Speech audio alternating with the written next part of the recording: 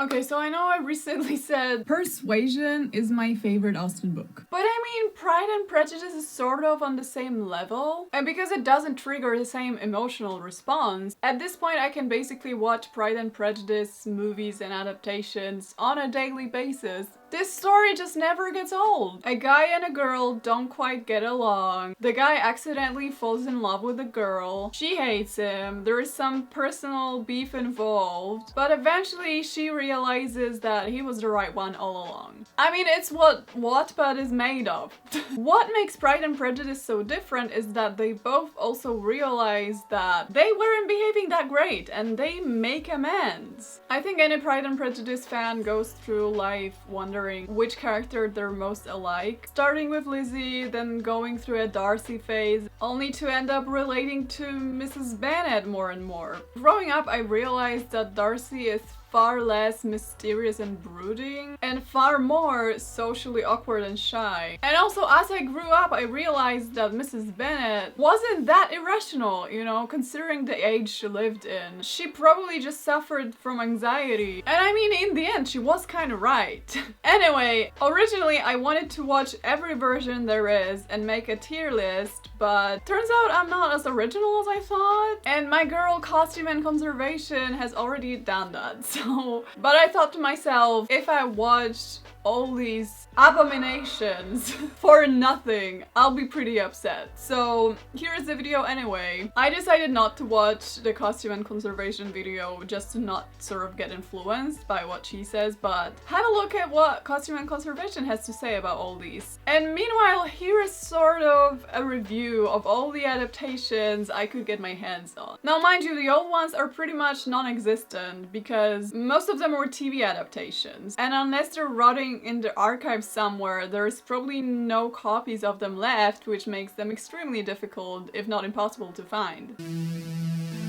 Before I start reviewing though, this video is sponsored by Clockmaker. Now, you know I'm obsessed with the spooky Victorian aesthetic, and this game, it just hits the right note, you know? Clockmaker is set in Clogsville, which is a small Victorian town that is plagued by a plethora of weird and paranormal stuff that you need to solve to defeat the villain, the Clockmaker. Clockmaker is a match 3 puzzle game, and with each puzzle you solve, you discover another snippet of the story. And there is a lot of puzzles to solve because there is more than 100,000 levels available. But not to worry, you won't get bored because there's lots of events and tournaments you can take part of. And there's new events every week, baby.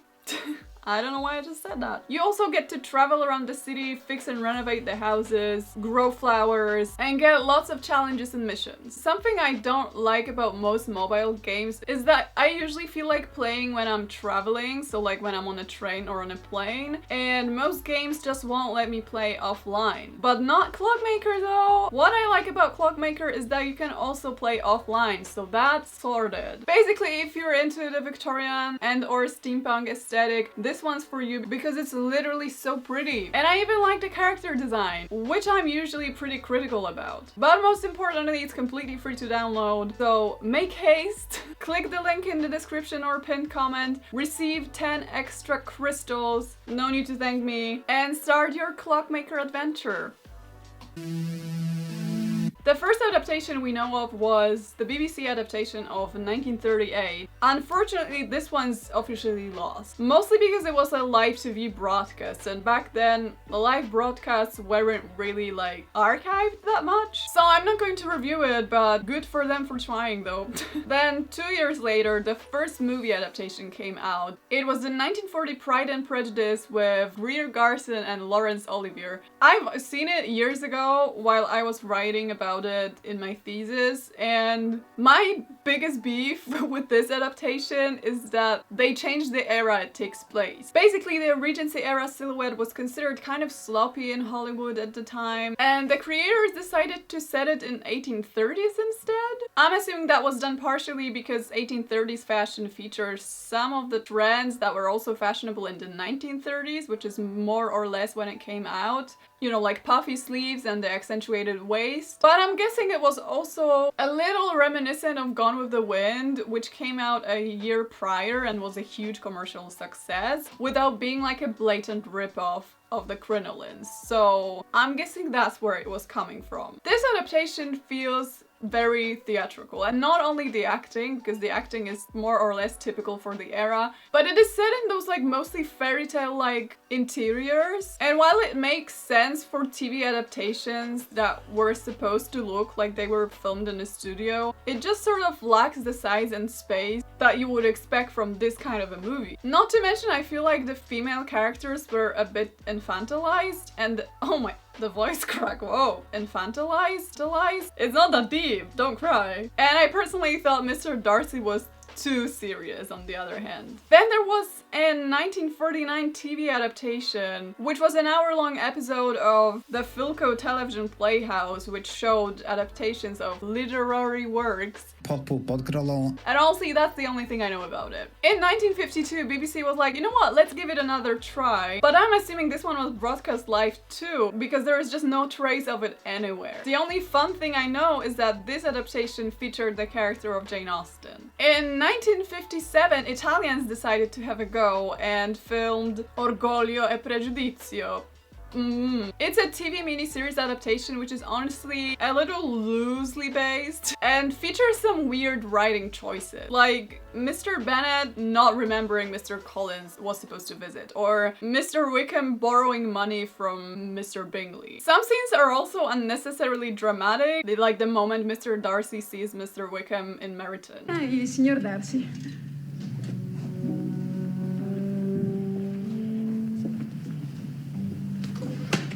Scusi.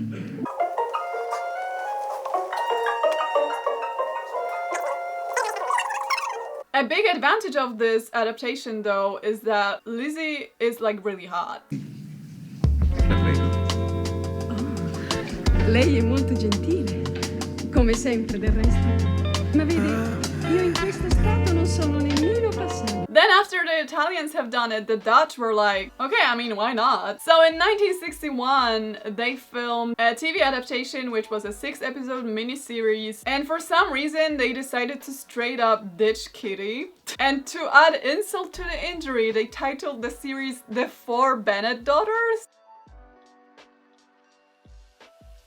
I'm not entirely sure when it's set, but honestly I don't know why, since back in early 60s, raised waistlines were kind of a thing. So this is again quite a loose adaptation with lots of new dialogue and scenes that were not in the books. Like Lizzie keeps a diary, Mary's a mixture of Kitty and Mary's personalities, Jane is kind of rude sometimes. Also in this adaptation, I feel like Darcy is too relaxed. Ik dacht aan de onuitsprekelijke vreugde die een paar mooie ogen in een fijn besneden meisjeskopje een man kan verschaffen. Zeg eens gauw, wanneer zal de bruiloft plaatsvinden? Ja. Dat is een typische opmerking voor jou. Like, he was not a chill dude, and he is in this adaptation. Maar Darcy. Als je zoet brengt, dan breng ik wafels voor je mee met soep in. In 1967, BBC was back at it again with another adaptation. This bad boy was very theatrical and very 60s. Like the hair, the makeup, even the actors' faces just seem very typically 60s. The costumes are at least finally a solid attempt at Regency era fashion. Funnily enough, even though this is not the most faithful adaptation, it's probably the first one that actually has some chemistry between the main characters. The problem is that maybe they have too much chemistry, like they get along too well. My courage rises with every attempt to intimidate me. And I've had the pleasure of your acquaintance long enough to know that you find great enjoyment in occasionally professing opinions which are in fact not your own. Cease your fanning, Like, Mr. Darcy is too nice and flirty, and he smiles a lot, which, like, no. Like, when he's proposing to Lizzie, you're low-key expecting him to go like, nah, I'm just messing with you, which is not good. Then it was a while until BBC picked up the material again and came up with another adaptation in 1980, this time in color. Now I have to say, this is completely subjective, but this is my least favorite adaptation so far. The acting is theatrical, which was okay back in the 60s. 1960s, but in the 80s it's already kind of jarring, especially when you compare it to the 1995 adaptation, which features some pretty realistic acting. Do you not admire it? Oh, yes. I've never seen a place where nature has done so much, or where natural beauty has been so little counteracted by an awkward taste. There is also a lot of pointlessly added new dialogue. Like, one of the first comedic moments in the books is when, after being endlessly scolded by his wife, Mr. Bennet reveals that he actually has paid a visit to Mr. Bingley. Now, in this adaptation, Lizzie and Jane watch him ride away on a horse and kind of ruin the surprise by going, "Oh, I wonder where Papa is going. Oh, he's probably going to Mr. Bingley, and he probably hasn't told our mom. Well, she'll be very surprised later in the episode when she finds out." Like, you could have just showed us.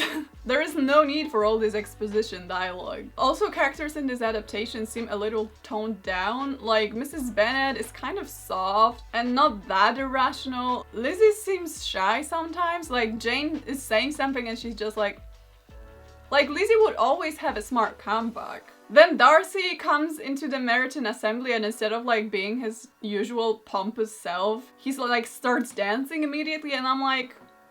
And to me, there is just simply zero chemistry between Darcy and Lizzie. Like, when they dance at a ball, they just sort of stand there. Not to mention, I swear, all of the Bennet sisters look like they're in their late 30s, if not early 40s, I swear. And it's not the hair. This adaptation kind of feels like someone was trying to write Pride and Prejudice from memory. And then after years of silence, BBC went like, you know what, I think we could do better than that. And they finally came up with a truly solid adaptation in 1995. An adaptation that stayed mostly true to the books. Took you long enough. They used dialogue word for word sometimes, and when they didn't, the way they filled in the blank spaces just felt very natural. I personally love this adaptation mostly because of Jennifer L. as Lizzie, because she brought something fresh to the role and she understood that Lizzie is not your typical heroine. My only problem with the 95 PNP, and that's something that I only started noticing after the 105th time that I watched it, is the cheesy flashback scenes with the floating Mr. Darcy head. That just aged really badly. But honestly, you barely notice that because the rest of it is entertaining, it's detailed, it's well cast and acted, and it just seems to get that Austen spirit really well. I mean, there is a reason this one's got a cult following. But let's not forget the one that truly captured the romance of it all. I'm talking, of course, about the 1996 First Impressions, which was a low-budget, simplified short version of Pride and Prejudice where Mr. Darcy is played by a dog, which is pretty wild to watch, to be honest. But also, I mean, his acting is honestly not so bad compared to some other adaptations out there.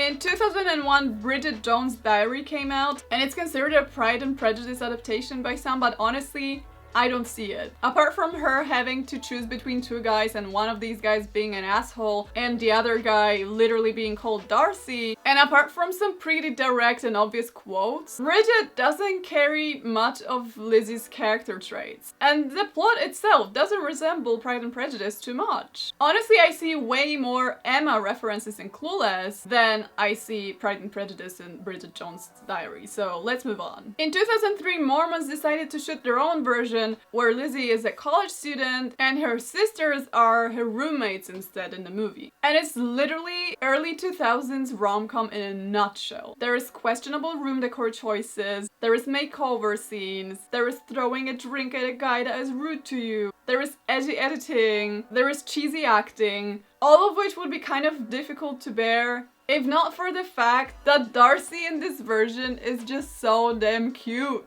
Like, I fully admit the movie is trash, but I also fully admit I have watched it at least 4 times as my comfort movie. Just because I ship it, okay? A mere year later, we were blessed with something to cleanse our eyes. Pride and Prejudice, which was another modern adaptation, this time set in India, and there is understandably a lot of Bollywood tropes in the movie. Breaking into a song, dance fights, lots of musical numbers. What I like about this adaptation is that the class tensions between Lizzie and Darcy, that are sort of an important part of the book, are turned into cultural tensions in the movie. As in, Darcy repeatedly makes some low-key offensive remarks about Indians, and that's what makes Lalita dislike him. Wickham, on the other hand, has been living in India for a while and is much better at blending in with the culture, which is why Lalita initially falls for him. And Mr. Colley, who is Mr. Collins' Indian version, is sort of a goofy, awkward dude who's been living in the US and keeps bragging about it. So there's all these interesting like cultural nuances that are kind of woven into the plot. I have to say though, some scenes aged pretty badly and are just a bit cheesy. Like, it's not the latter-day story level yet, but it's kind of a similar vibe of cheesy. Like, the early 2000s were a trip. Not to mention, who in their right mind would choose Darcy over Balray? Like, then in 2005, Joe Wright got to work and gave us probably the most epic and romantic adaptation so far. He took what romance he could find in a book and he literally squeezed it out. This is the first adaptation I ever saw, so I may be a bit biased, but it's just so beautifully shot, you know? What I really love about this one is not only the tiny thoughtful details inserted into frames that you discover like every time you watch, but also the realistic family dynamic. Apparently the Bennett family actors lived at the house for 2 weeks prior to shooting,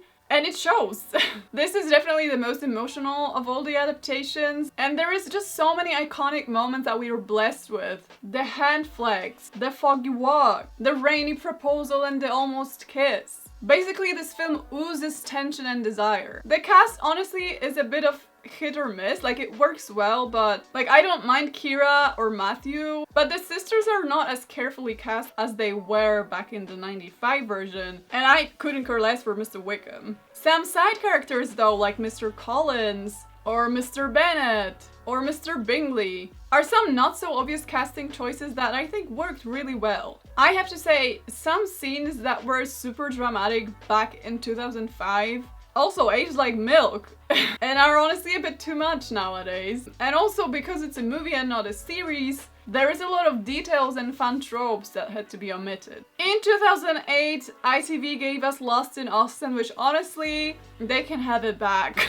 Like, it just has no Austen spirit to me. I know it's not a direct adaptation of Pride and Prejudice, there's a lot of twists and turns, but I honestly hate when characters time travel and they do the worst job at trying to blend in. And she was supposedly an Austen fan, so why was she so bad at it? It's like she's not even trying. I hated the part where Mr. Collins was an abusive creep and where he got married to Jane. It just gave me the eek. And then the other half of the plot is revolving around the main character's virginity. That's just cringe. I don't want it in an Austen film. Basically, this series is like watching your favorite story being shred to pieces. Everything that could go wrong went wrong. And finally, I refuse to believe anyone in Meryton would let her run around in that hairstyle. Luckily, mere years later, the internet blessed us with what I believe to be the first Pride and Prejudice web series adaptation. In 2012, the Lizzie Bennet diaries started coming out, and I honestly regret finding out about the series once it was over, because it must have been a much more immersive experience while it was still happening. In this modern retelling of the story,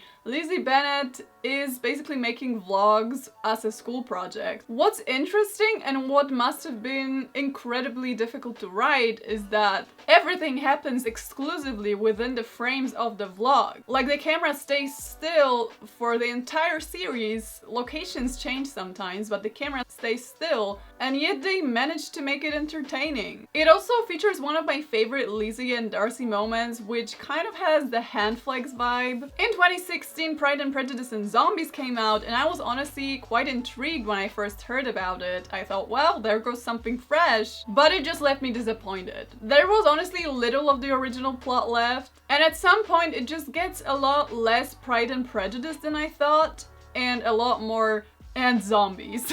I thought the proposal fight scene was a fun idea to kind of accentuate the tension between Lizzie and Darcy, but this adaptation's Mr. Darcy just didn't do much to me. Not to mention, spoiler alert, cover your ears, making Wickham into a power-hungry villain that wants to rule the world kind of takes away from the romance, you know? That very same year, another important title was released, which is Unleashing Mr. Darcy. I mean, it's a Hallmark movie about dog shows, but I still expected better. Basically, the Pride and Prejudice story is stripped down from most of the plot, but some of the characters remain. Not gonna lie, the relationship between Darcy and Lizzie in this one is a bit toxic. Like, Lizzie herself says like 3 times, "We bring out the worst in each other," and I'm like, that does not sound good. Also, I hate when someone is trying to write the enemies to lovers trope, but just ends up with one person being unnecessarily rude. You know, like when the guy's like, "Hi," and the girl's like, "Really? We're saying hi now?" Girl, he wasn't even rude, just calm down. That's not how we build conflict. There is a lot of cheesy rom-com tropes in this one. I mean, obviously, it's a Hallmark movie. There is bumping into each other several times. There is overhearing embarrassing things one said about the other like 5 different times. There is him emerging from a swimming pool, which I must admit is a nice nod towards the 95 late scene. Overall, a missed opportunity and a lot more Pride and Prejudice references. Cute dogs though.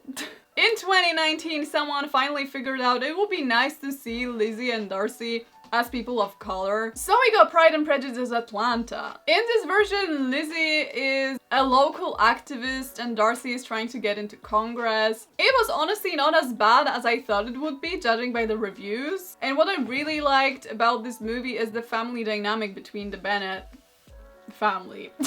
I also liked how they made Jane into a single mother. Like, it wouldn't fly in a historical context, but for modern adaptation, it gave her character this nice soft side. Lizzie and Darcy actually seem to hit it off rather nicely at first, which is not a bad change because it's difficult to write a solid relationship based only on conflict. But the thing is, their conflict is mostly built on them quarreling about politics, which is just a bit less powerful than the way it happened in the source material, where they actually had some serious beef. Mr. Collins in this one is mostly just goofy, so we kind of lose a chance to have a really solid, fun, comedic character. But I like the way his ship with Charlotte evolved more naturally than it does in the book, because honestly, marrying a stranger doesn't look too good in the modern day context, so I'm glad they did that. Okay, this is the newest adaptation I'm aware of. I might have missed some. If I did, please let me know in the comments. And which one do you like best? Let me know. Bye.